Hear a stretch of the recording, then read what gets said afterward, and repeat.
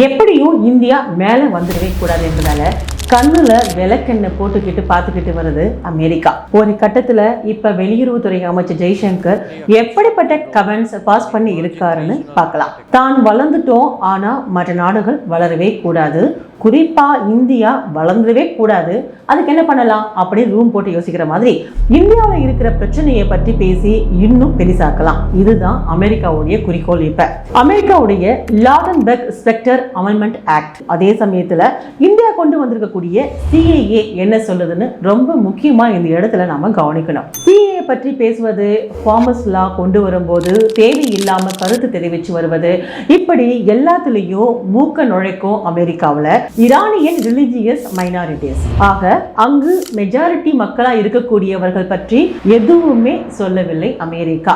Minorities மட்டும் வாங்கன்னு சொல்றாங்க. இதுதான் அமெரிக்காவின் நிலைமை.